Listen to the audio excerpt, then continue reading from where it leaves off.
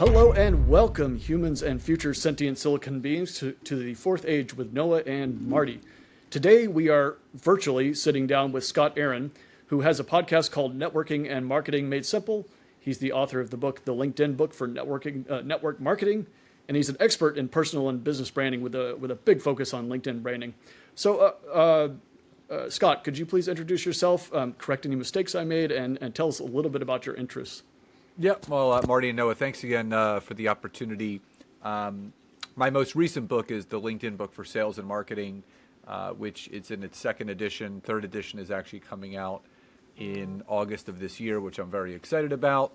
And for me, I've been coaching and consulting in various different spaces in business since 1999, and I'm very passionate about helping people. I've always been a solution-oriented person. I've always been one to kind of lean into the uncomfortable things that happen when businesses is changing, going back to my days in health and wellness, to obviously what's going on in today's economy and marketplace and society with AI and all the other things that are constantly on the rise. And I just love being a part of change and leaning into that, not leaning against it, embracing it, and seeing where it can take us. Excellent. So now, in marketing, what are you seeing? Our big topic is AI. How are you seeing it affect things for the good, for the bad? Oh, I see it for the good. I mean, with any new technology, people will either use it for good or people either will use it for bad. So you're never going to have all good or all bad. There's always going to be a disparity there. Right. For me, my wife and I see AI as a tool. It's a resource. And there's a lot of people that have struggled in certain areas of marketing, certain areas of sales strategy and branding. And with the advent of AI and all the amazing things that are going on with it, it's shortening that learning curve. It's, for an example, someone that is looking to create an inbox sequence for maybe an email subscriber list that they have, where they would have to hire a copywriter for tens of thousands of dollars to come up with 5 or 6 emails.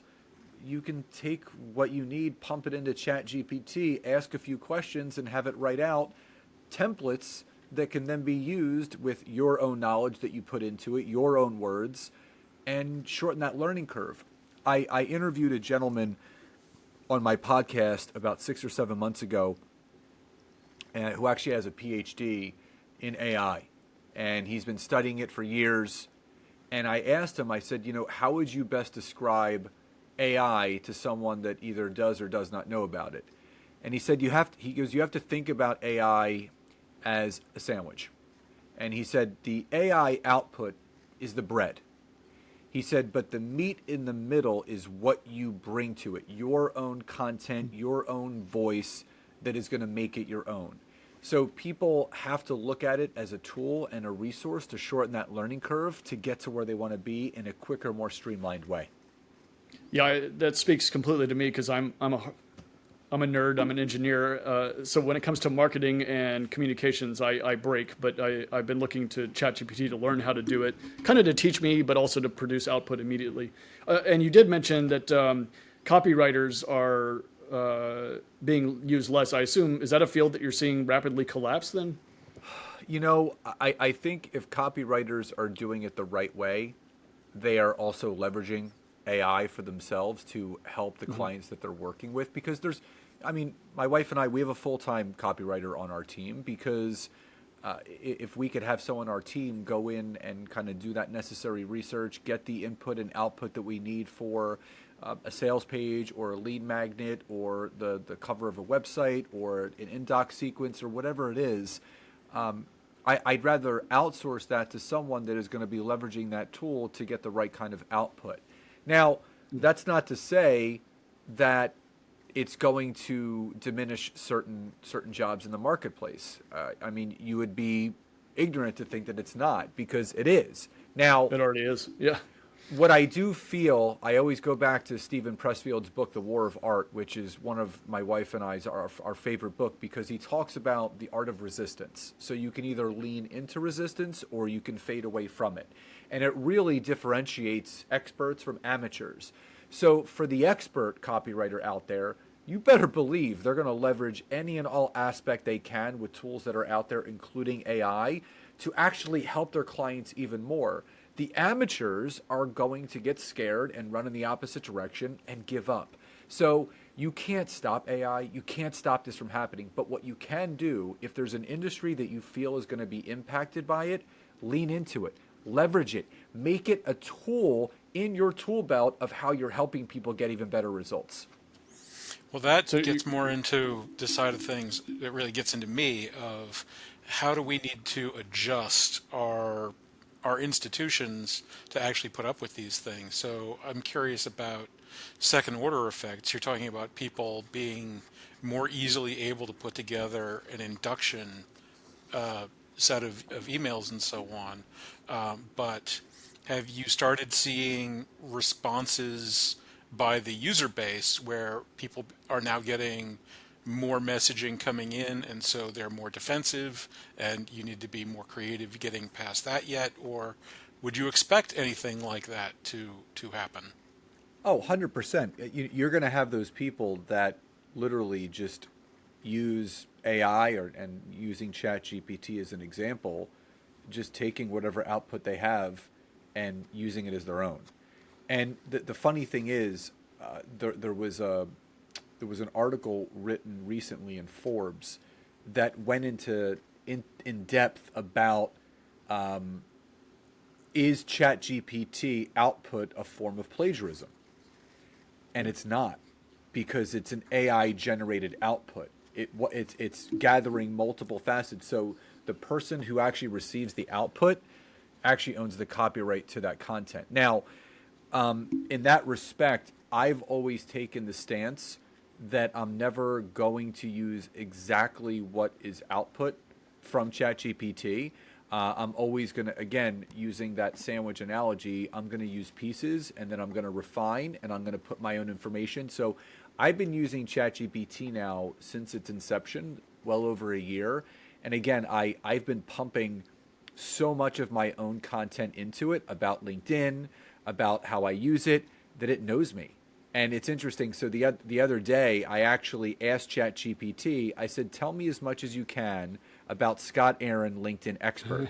And literally, it had about my books, it had about my podcast, it had about my web, like all, I mean, incredible things that I fed ChatGPT a lot of it, but a lot of it was also self-generated from everything that's been put out onto the web. But if we want to get a little bit deeper, there's a new AI tool called Perplexity, which is a combination of ChatGPT and Google in one. So not only can you use it for output, but you can use it as an AI search engine. So there's been chirps that eventually Google may end up get phased out and being used less with the advent of something called Perplexity.ai.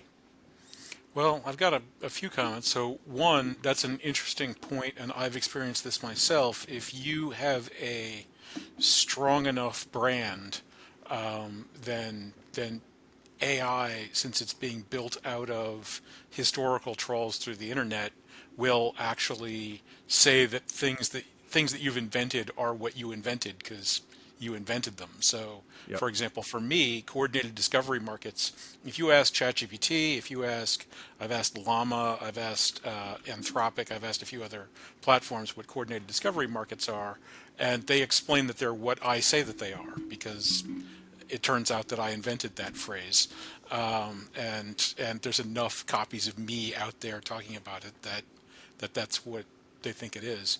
But another point, I just met a Google engineer about a week ago, and he was saying that because of Google's emphasis on speed, they've actually moved to sort of a multi-tier search engine model where they actually have trained a AI layer to produce incredibly fast search results that they then offline check against sort of the full Google algorithm. So there's kind of multiple layers of the algorithm.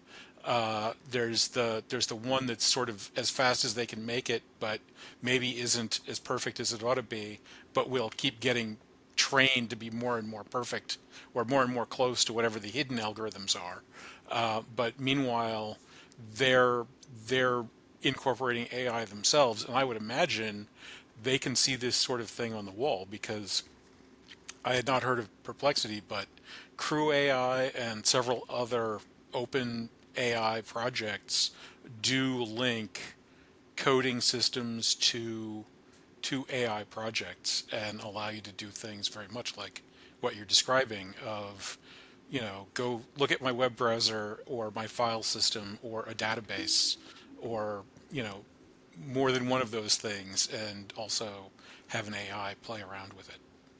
Yeah, I mean, when my wife introduced me to it, she I mean, loves AI. She's constantly finding new AI tools that are out there. And so much so that we have our own group coaching mastermind called Expert Authority. We now have a bi-monthly AI mixer where we invite all of our mastermind members onto a private Zoom, and we kind of have an open discussion about new AI tools that we've discovered that we like and how we're using them in our business, which I think is it's just fun because you're able to connect the dots a lot quicker. And I mean, there's an AI tool for everything. Like there is nothing at this point that there's not an AI tool for. But again, it brings up that interesting topic of discussion, the people that are pro AI and anti AI. And this brings me back to something that people talk about often, and it's that fixed mindset versus growth mindset. So, the fixed mindset, you're kind of comfortable in your ways, you're not adapting to change, you're playing small, you're happy with mediocrity, which is not who we are. We're of that growth mindset. So we're always looking to go against the grain, blaze our own trail, be a salmon in a world of fish, try new things, fail forward. And I think that's the important thing that people need to recognize is the fact that AI is here. It's coming. never going It's here. away. Yeah. So my wife and I were listening to a podcast about a week or so ago, and the host asked the guest, how would you best describe the advent of AI? And he said it's our modern day electricity. Because if you go back to when electricity was first invented, only certain people were using it. Not everybody had it. There were people that felt like it was good, and there were people that felt like it was bad. And now you have this new revolution of this amazing, amazing technology that is helping more people than hurting. And it's all point of view. If people have a negative stigma about something, that becomes their narrative. They will feed that narrative until they're blue in the face. AI is no good. It's going to replace all jobs. A job is only going to be replaced if that person allows their job to be replaced. That person that's on the cusp of maybe getting their job replaced, you will find a way to pivot and still utilize your skills with what's going on with AI. So I think a lot of this is perspective, but also the narrative of what that person believes. I'm curious about something kind of on the ground from your experiences. We had a discussion previously with a lawyer, and we were asking a little bit about where copyright's going and what the history has been. And one interesting thing that he taught us, and I went and looked up a little bit, is that photography was one of the first cases of this sort of thing being tested, where it's I guess the argument was that photography is not that creative. That's what they said back in the 1800s. You just point a camera and you push the button. There's no creative aspect of it, so it couldn't be originally copyrighted. But then I guess it looks like 1884, I don't know how you pronounce this, Burrow Gillies lithographic company versus Cerrone. There was an argument saying that it is creative enough to warrant copyright. And I'm seeing the same thing with AI. I feel like there's AI where you say text and it gives you back an image, and yes, it is doing a lot of the work. But now there is a certain amount of effort that goes into honing what you want, re-asking the question, then editing the results. And I'm wondering what you're seeing in your field around marketing, copyright, and all of that. Obviously, you take the product, you edit it a little bit. You can't copyright it yet, or if ever, at the moment. I guess the way it works is the copyright office will ask you what percentage. Has been extremely reluctant to allow any degree of copyright for anything AI Right. or machine produced. But as I like to point out, nobody's put the test case to Pixar yet. And Yes. that would Yeah. be pretty interesting. I mean, I think the problem too is that it's difficult to define AI. I mean, if it's I push button, make me a mouse with a hat on it, and it produces something, that's not that much effort, and I'm just relying on some magic thing. But if it's somewhere in between, like Pixar, where you're doing some kind of a style transform and you spent millions of dollars to build that style transform, what is copyrightable in that case? And so I suppose I'm wondering a little bit in the field, the groups that you're helping. What do they do about copyright right now in terms of if they, use AI to produce copy, or do they just not care about it? I mean, I suspect that nobody actually cares about copywriting those emails they're sending out. Yeah, I think it's more along what you just said. I think the sense of care is not there yet since it's not really being talked about. But there's been blogs and articles and interviews about, is the output from an AI tool, who owns the copyright to that? Mm-hmm. And the fact is, it's being pulled from multiple sources. But also, don't forget that with something like ChatGPT, you can ask it to be rewritten in whatever form of context that you want. And I'll give you an example. So my wife loves just showing people the intricacies of how fun it is. So she basically said, please write a 3-email indoctrination sequence that is geared around sales and marketing to small business owners, written like the style of an Edgar Allan Poe poem. Yeah.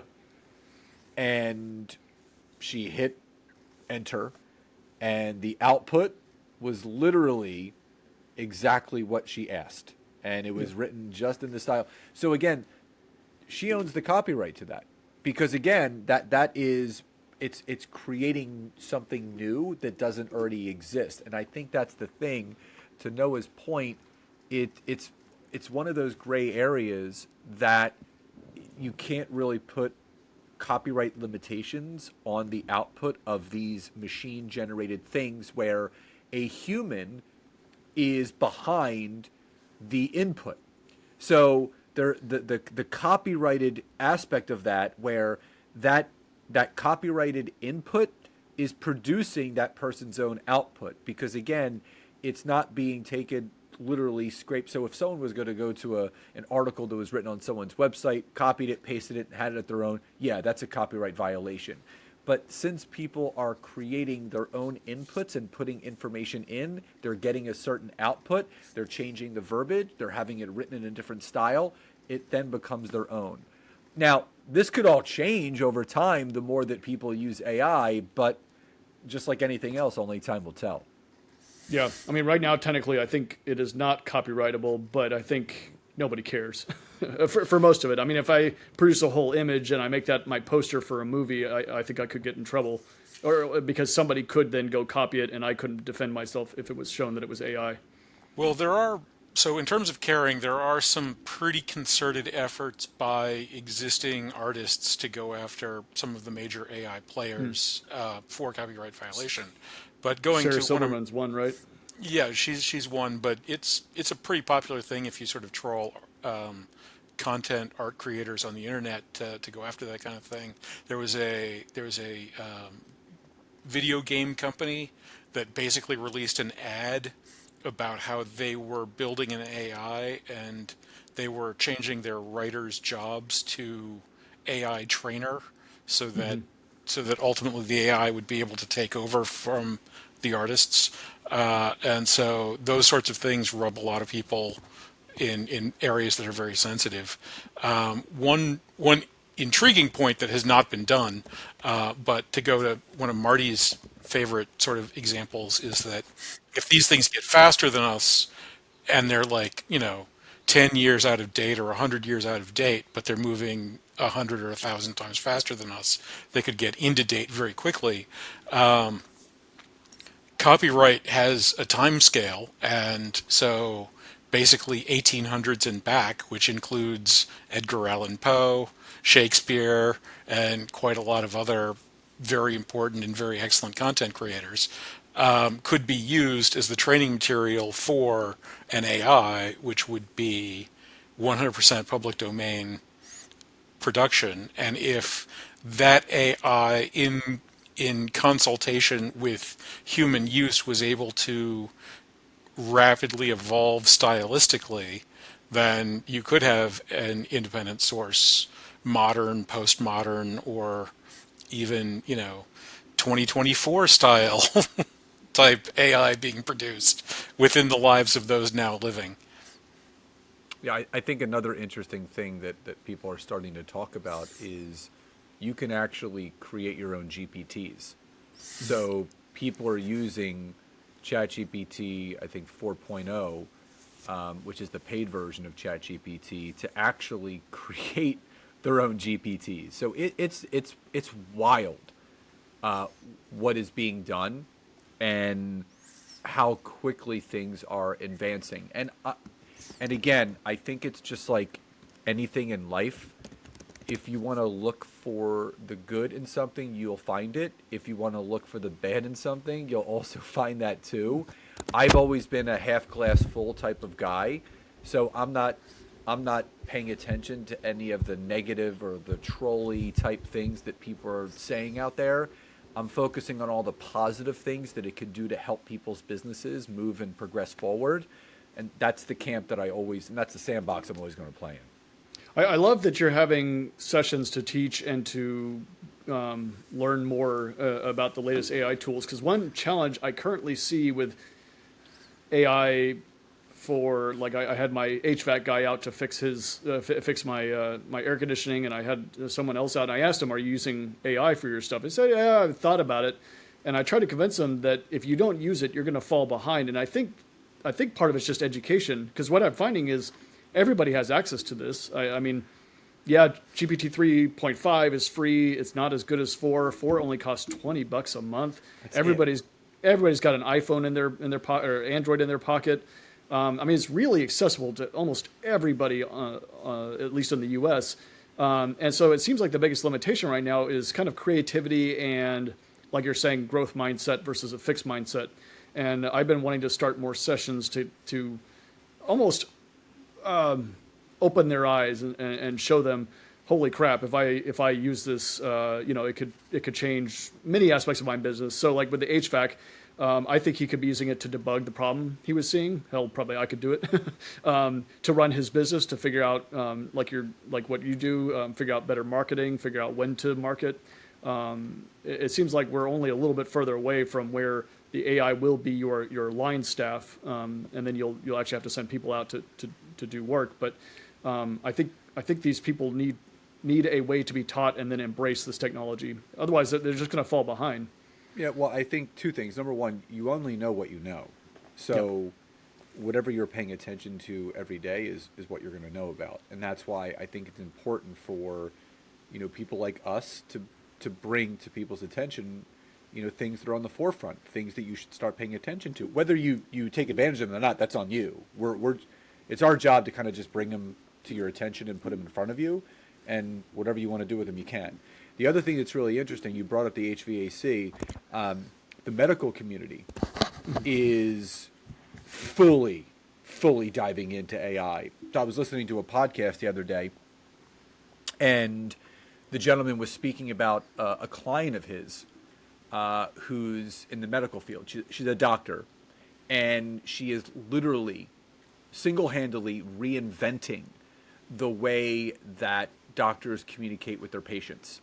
And what she started using ChatGPT for was to get more significant output for diagnoses, but also helping people that had questions about medication or how to use them, where it was then creating an output.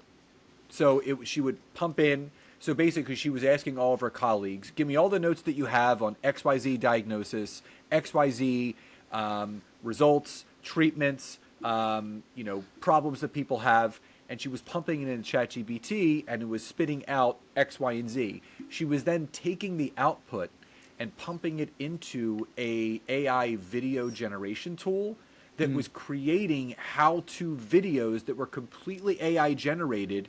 So now the firm that she owns, the medical practice, they have a whole library now on their website of all AI generated how-to videos. So if someone has a question, they're redirected to the website where all the answers are right there. So streamlining the entire process. So it's just really incredible how, to your point, some professions, industries are leaning right into it, but also to your point, if certain industries don't lean into it, they're going to get left behind. Yeah, that's wild. They're making videos because, I mean, only in the last, as of this recording, Sora came out. What is it? 5 days ago? I mean, it's not even out yet, but the it's about a week. Started leaking. Yeah, that goes to one of my favorites. That since computers are information technology, the easiest jobs for them to automate are the information jobs, the ones at the tops of our society, rather than the ones at the bottom. And I was actually also last week at the same place I met the Google engineer. I met a guy who specializes in hospital cost savings consultation, and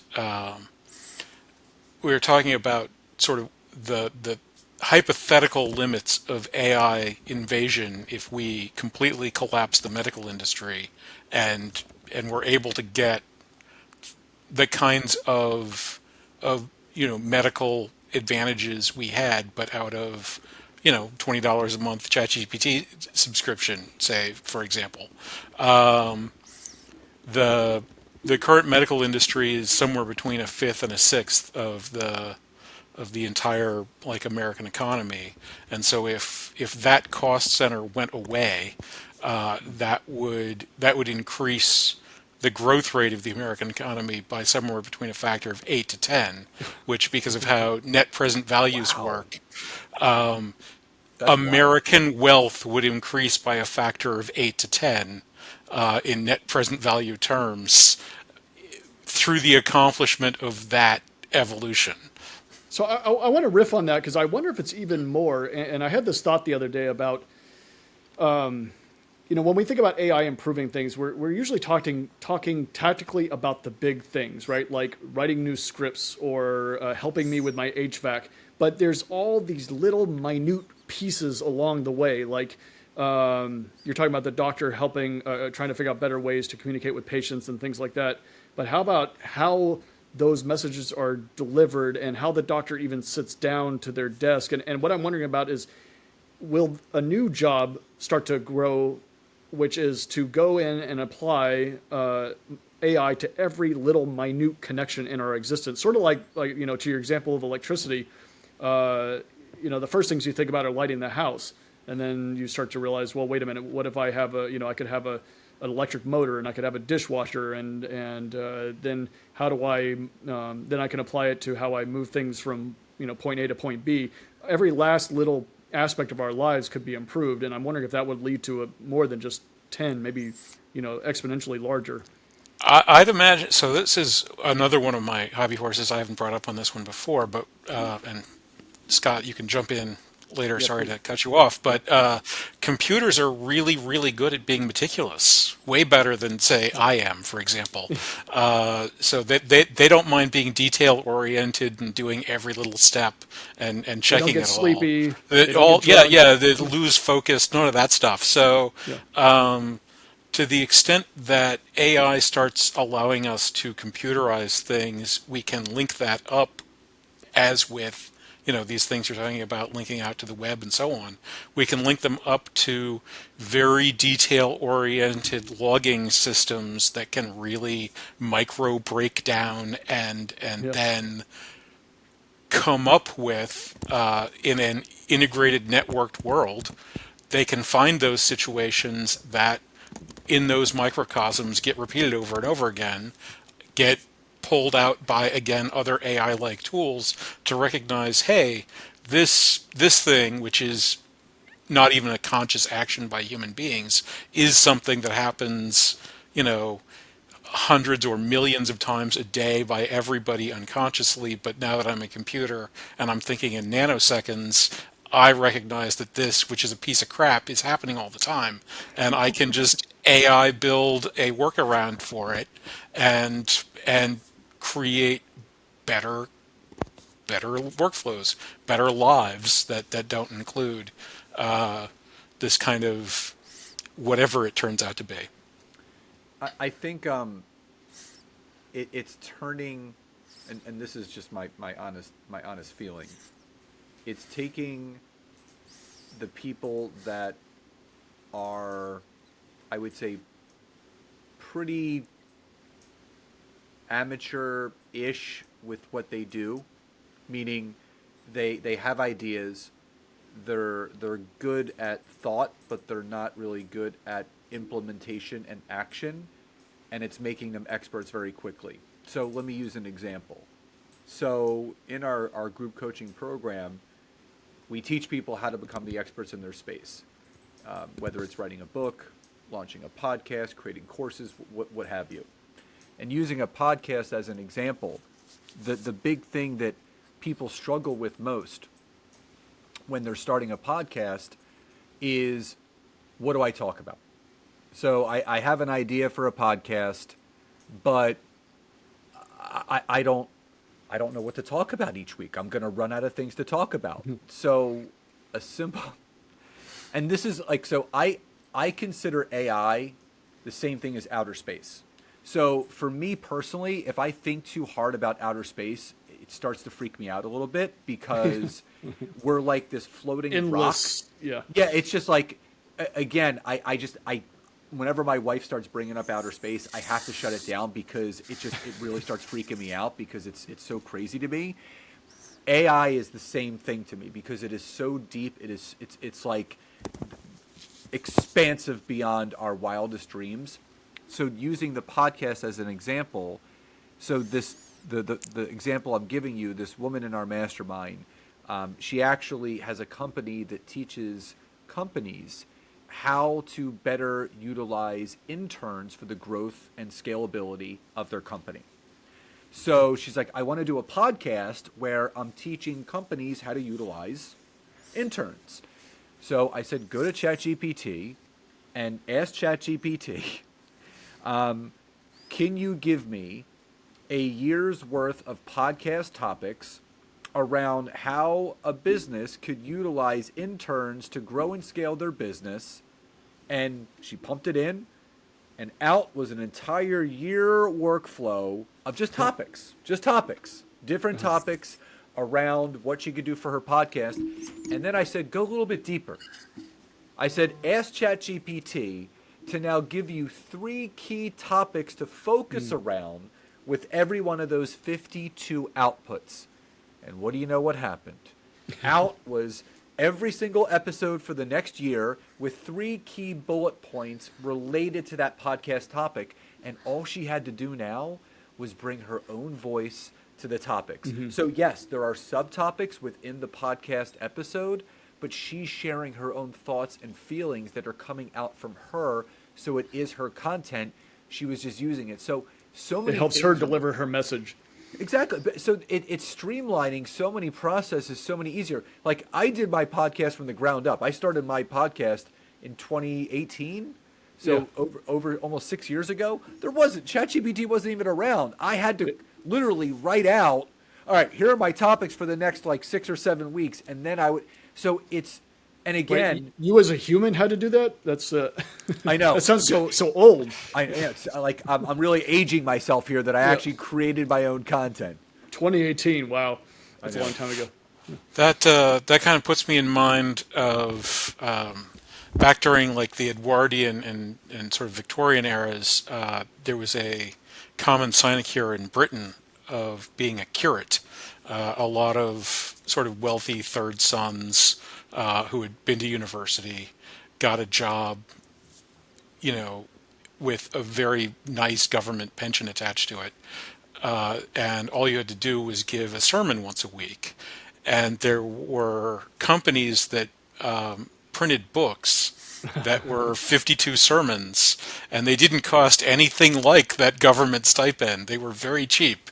And so most curates apparently would just buy one of these books at the beginning of the year and just go read out from it every Sunday, and then have their upper middle class lifestyle funded by the By crown. pre-roll And content. Yeah, see, yes, we've had AI forever. It just happened to be, meat brains instead of, this is actually to a topic I've been bothered by, which is people saying that this is going to cause cheating in schools. And what I think has actually happened is it's democratized cheating, because cheating used to be only relegated to the rich who could pay someone to write their essay for them.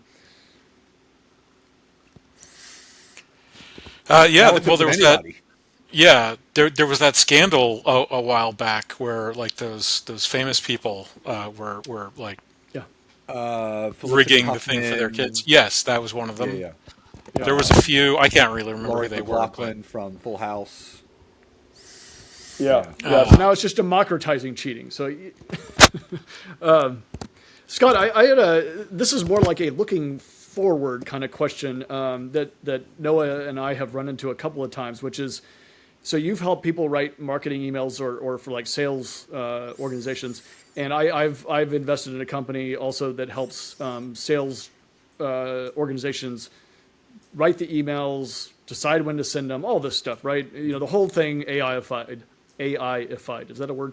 And so then it gets into the next funny question to me about, well, I should make a startup that then reads those emails. And now at some point you get into this weird thing where the AI generation, the AI is generating the content, the AI is reading the content. And I'm just curious if you have any thoughts on what next looks like after that. I mean, it's hard to not fathom that there's going to be AI responses where it kind of takes people out. So they have some sort of automation tool set up that, people that are using AI to create and craft emails, and there's certain triggers put into place where then there's an AI response tool that basically further nurtures. I mean, again, much like space, I think the ceiling for this thing, there is none. I think it's just going to continue to grow and expand. And in all fairness and in my honest opinion, I feel that AI is in the hands of more good people than bad people. I think there are a lot of people out there that are going to be using it for good than they will use it for bad. And in respect to sales processes, marketing processes, lead gen processes, there still needs to be a human element to it. So the human connection piece of business is never going to be removed. I think what is now becoming easier is to get in front of people, to message people, to nurture people. And, in sales, the nurture process is 3 times as long as it used to be. Back in the day, before everything that's been going on, it used to be about 2 or 3 touch points before a lead turned into an actual sale. Now it's upwards of 7 to 14 touch points. So the process is longer, so people are still yearning for a lot of the human touch. And I still feel that AI is going to be something that is leveraged in a way where it still is to people's advantage to use it. But for people to think that they're going to be completely removed from the equation, I think that's where people need to kind of take a step back and say, if you really want to build the know, like, and trust with people, you can utilize as many AI tools as possible to create the visibility and awareness and attention that you're looking to, but you still have to be there to create that human experience with people on the back end. Or there's the Douglas Adams approach. If you're familiar with Dirk Gently's holistic detective agency, there's a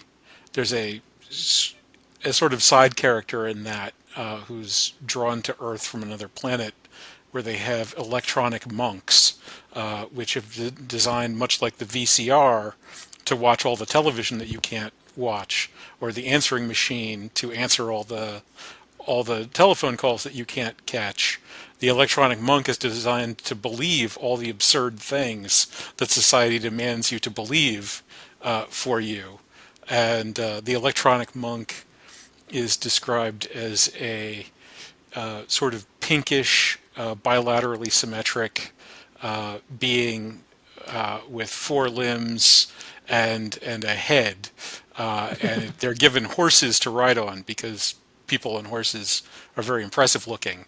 And while it is an absurd figure, it is very good at believing literally anything you tell it to believe. Does he surmise what the eventual future is when all of the when all of these beings He was actually indirectly brought to Earth by an alien ghost that is attempting to manipulate a time traveler into reversing the cause of life on Earth.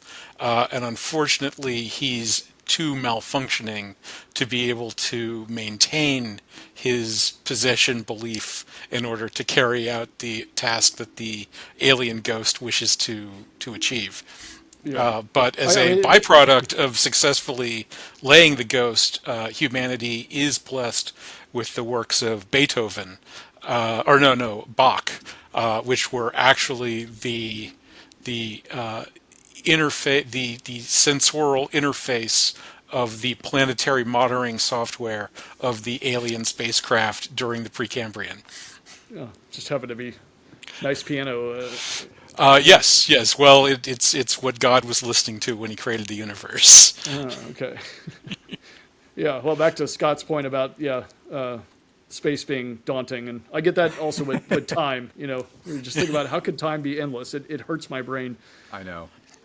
Yeah, there's a certain comedy in all this. There's of the idea that we're going to get to a point where AI is feeding back into AI, and we're just sort of watching. But we do see this in other aspects of life. I mean, we don't ever talk to the plaintiff doesn't talk to the defendant. They have lawyers, and the lawyers talk, and then the lawyers have lawyers that talk, and then we have this with economics already. The humans take a step back and they write an AI tool that then goes and trades for them, and that trades with another AI tool. And at some point, there's humans sitting behind, and so I don't think it's the case that this is too far fetched. I just wonder if at some point we'll all just be writing AI bots that talk to other AI bots for the marketing, and then the AI bots will tell us what we should, should I be spending my money on going to Puerto Rico, or should I spend my money on Florida? And it'll say, you should go to Florida. Well, that It's just gets kind to of the bizarre. problem of how we build customs and societies in a world where that might actually be possible, particularly for at the rates things are presently going. Many of those who are presently alive might be around for that level of technological availability. Well, one of the examples I was running into the other day is now that there's OpenAI has Sora, it becomes very, very clear that we're not that far away. It's from whole movies coming out, and so then this funny thing starts to pop up. Right now, I feel like when I go onto Netflix, 90% of the content is not good, maybe more, right? But what if all of the content was Godfather level, or Empire Strikes Back level, or just the best stuff I've ever seen times maybe even 10? And now we have this funny problem of we are just inundated with just euphoric, amazing content. And I wonder if this is going to happen with marketing. If the marketing level not just goes up in quantity but in quality, and we're just inundated with just too much good. It's a good problem to have. Yeah, I don't see that happening. Okay. For one reason, it still depends upon the person who's inputting the information. So my honest feeling is the more detail oriented, the more specific, the more clear and concise someone's input is, the better the output is going to be. The more general something is, the more general the output is going to be. So I think with how people are using AI, it's going to separate the men from the boys. I think there's going to be some people out there that are just inputting such just amazing, amazing information, and it's going to prompt an output that is just Godfather-like. And then you're going to have people putting information in there that's going to output Billy Madison type content. So I think it really depends on who is actually inputting the information to get that kind of output. I suppose I'd be questioning like the next step though. Suppose GPT-5 comes out and it doesn't matter how mediocre you are, it produces Godfather on everything you put out. I was on a podcast that released, I think, a couple weeks ago, where I was talking about Richard Wagner's total art conception, which is what the ring cycle was. And so opera had already existed, but he created this idea of an opera where the composer wrote the music and the words, but also designed the costumes and also designed the building, the opera house that it was in. And he actually invented one of the musical instruments that was used, so you could have a different sound during the orchestra and so on. And his original plan actually was to get all this funded, built, show it to audiences for like a month, and then pile it all up in the building and burn the building down, just as a singular, including the scores. Like it would just be like the people that saw it, they know. If you know, you know, and then it's just over.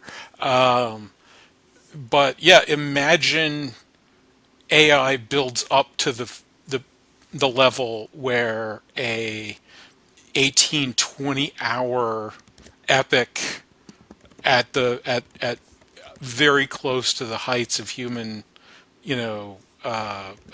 creativity is available from something like tell me the story of Siegfried and Brunhild, and it just drops out. And at that point you could binge something like the extended version of Lord of the Rings, but just about, Jack and Jill who went up the hill. That would be like fully tuned and everything. And then when it's over, you don't even care. Like, so you're talking about you go to Netflix and 99% of it looks like it's bad. What if there's nothing there? What if it's just like, I'm in a mood to see people kissing and danger, and then like a season of television that exists for you personally Pops up. shows up, and when you're done, it's just deleted because like the cost of creating that season of television, they'll just create another season. It doesn't matter.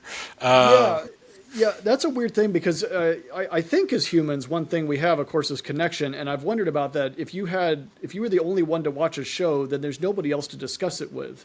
And I wonder if that alone would present a weird problem.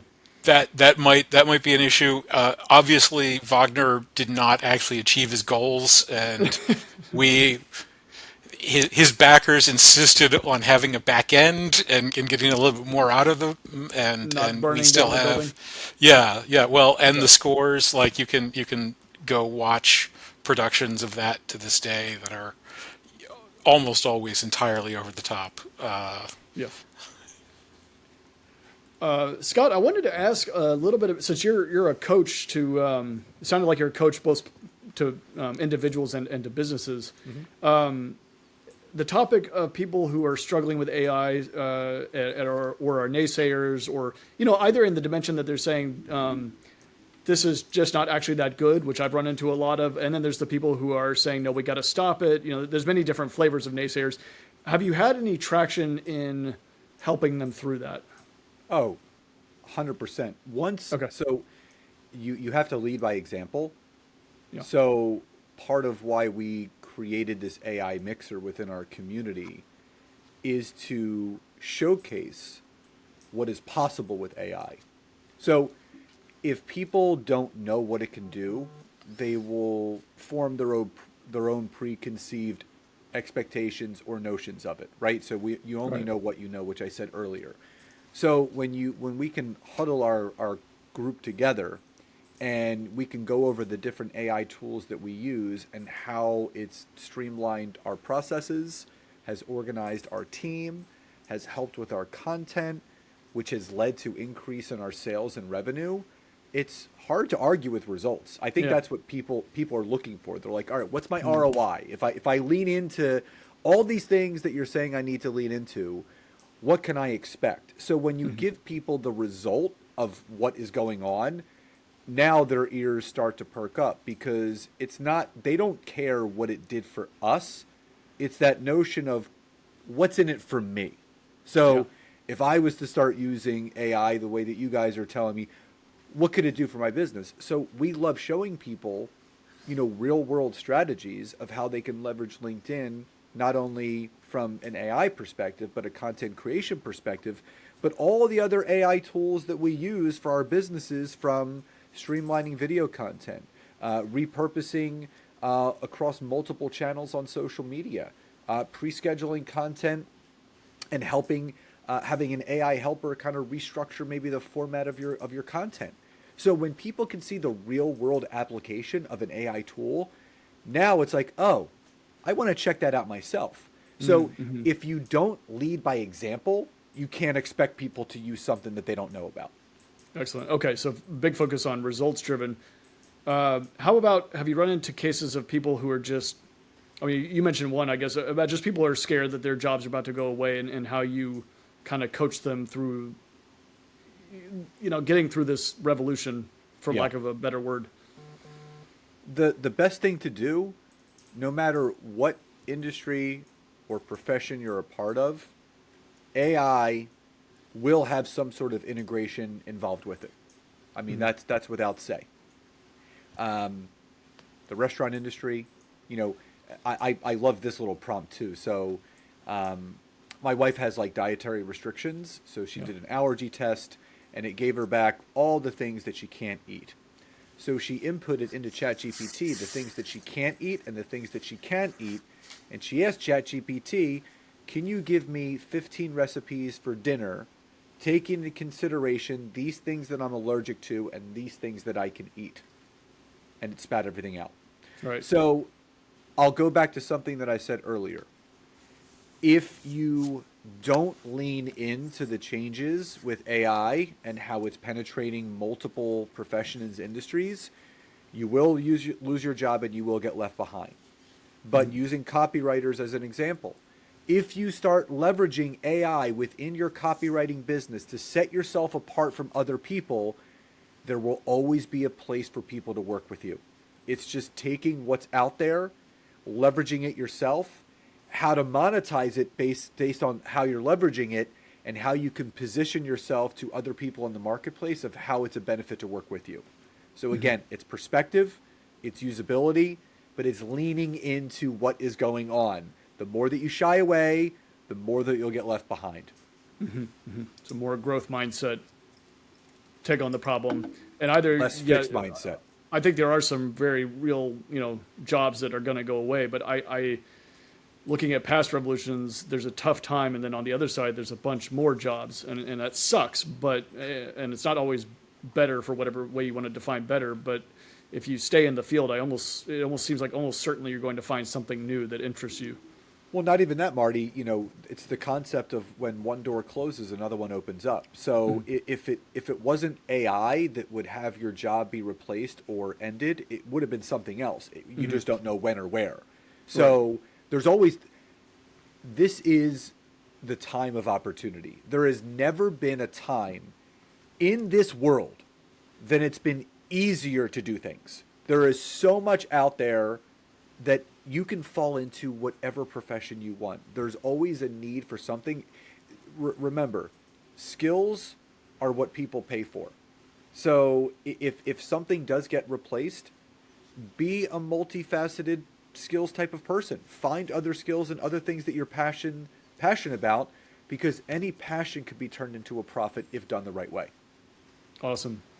We're about at time. Could you remind the viewers, listeners about where to find your content? Yeah, well, LinkedIn's a great place to do it. I create Yes. most of my content. Which, by on the there, way, so your LinkedIn is on point. I'm going to go copy a little bit from yours. thank you. I appreciate that. I practice what I preach, Marty. Yeah. I try to. Yeah, you can find me on LinkedIn under Scott Aaron. My website is scottaaron.net. Honestly, if you Google me, you'll find me. My podcast is on iTunes. It's called Networking and Marketing Made Simple. I have about 4 books available on Amazon, all around using LinkedIn and from a marketing perspective. And my wife and I are actually in the final phases of releasing our first co-authored book Awesome. called the Feel Good Business Model. So we work 3 days a week right now. That's been our template that we've gone by for the last 4 years, and we've tracked how we've scaled to get to the position that we're in. And now we're releasing the book so other people can do the same thing. So we're very excited about that. And yeah, I mean, we posted about it on LinkedIn. So anything that you're looking for, you can find over there. Awesome. Thank you so much for joining us, Scott.